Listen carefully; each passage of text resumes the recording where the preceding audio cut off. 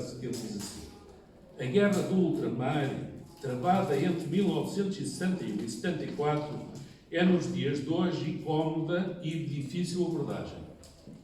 Agita as memórias de uma geração que passou de heroica a agressora. Situação que se agravou ao longo dos últimos anos, com análises historiográficas marcadamente ideológicas. Ora bem, isto é verdade. O que o Presidente da Câmara de Três Escoura escreveu aqui é real. Passado muitos anos, fica-se aqui na dúvida se devia ter ido, se devíamos ter ido todos para a França, fugido, e o Salazar fosse para lá combater. Não sei.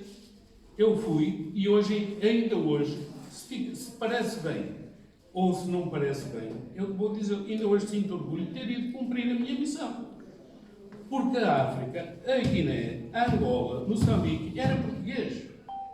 Se era e não devia ser, não discuto. Se devia ter sido entregue antes do tempo, não discuto. Em 1974, era português. E aproveito para lembrar aqui um caso que deve ser mais ou menos do conhecimento de toda a gente. Houve um militar africano que combateu pela tropa portuguesa. Isto é mais ou menos conhecido do conhecimento, talvez a quase toda a gente. Um militar que já faleceu com Covid, que é o Marcelino da Mata.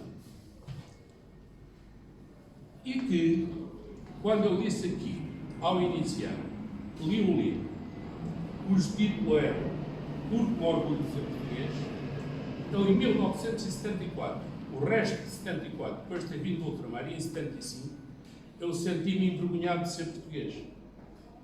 Graças a Deus foi um período muito pequeno, mas eu senti-me envergonhado de ser português. Porque esse militar foi de tal maneira maltratado cá, até ao ponto, pronto, por uma determinada elite de extrema-esquerda, não vou aqui dizer quem é, mas era de extrema-esquerda, ao ponto de ser eletrocutado. Não sei porque é que não mataram o homem. Faltou muito pouco, ele é que era duro como ferro. Faltou muito pouco para o matar. Bom, esse Marcelino da Mata,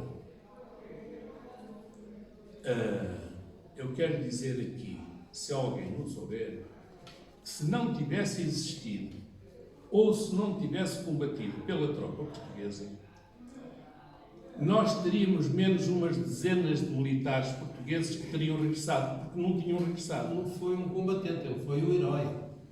Bom, então, ele esteve em cerca de 2.000 operações. Todas as operações mais difíceis eram com o Marcelino da Mata. Tinha a vantagem de ser preto, ser da cor dos misturas, era aquilo que a gente dizia, era o PGC. Tinha essa vantagem.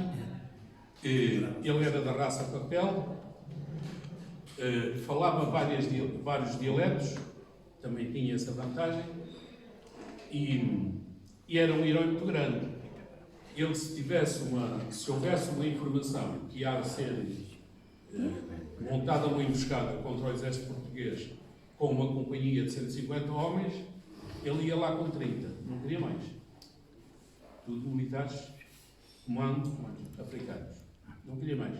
Se viessem com 50, ele ia para lá com 7 ou 8. Não queria mais. Mas todas as operações mais difíceis eram para o Marcelino da Mata. E o Marcelino da Mata, se não tivesse existido, muitos portugueses não tinham regressado. Tinham que ser eles a ir fazer essas operações. Ora bem, o Marcelino da Mata, quando nasceu em Portugal. Ele era português. A Guiné era portuguesa. A Angola era português. Moçambique era português. Ele cresceu, foi para a escola, aprendeu a falar português. Quando chegou aos 18 ou 19 anos, foi cumprir o serviço militar, que até ele foi por lapso, porque quem foi chamado para cumprir o serviço militar era o irmão dele. E ele não pôde, o irmão dele, por qualquer razão ou de saúde, não pôde ir, e foi ele.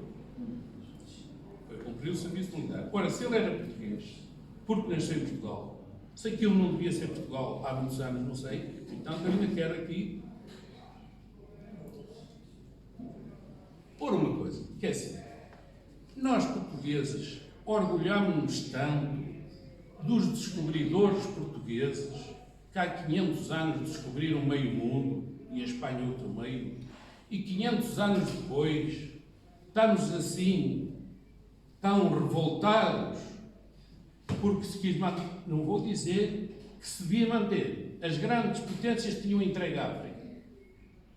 O Congo tinha entregue, França tinha entregue, Inglaterra tinha entregue, Holanda tinha entregue, e quem éramos nós para manter? Não éramos nada. Mas era a opinião da pessoa que aqui estava a comandar isto, bem ou mal. E então, não havia razão para, já que foi dito, provavelmente um bom político, não era um bom economista, como um bom político, se calhar em 60 ou 61 ou 62 tinha-se negociado aquilo e a guerra não tinha começado. Mas não foi a ideia de quem estava aqui a governar isto. E agora? Então, nesse período de 74 e 75, eu senti-me envergonhado de ser português, porque aquilo não se devia fazer àquele homem, que depois houve um julgamento ali em Santa Clara, na Feira da Lata, em que foram chamados, já num período que isto estava-se a acalmar, o principal responsável por aquilo foi o tal capitão Quinhones, e que não apareceu no julgamento. E ele disse para o juiz: o capitão Quinhones, que não está aqui, o senhor doutor já fica a saber, se ele um dia aparecer em morto em algum lado, já sabe que fui eu. Nunca pode ter apanhado.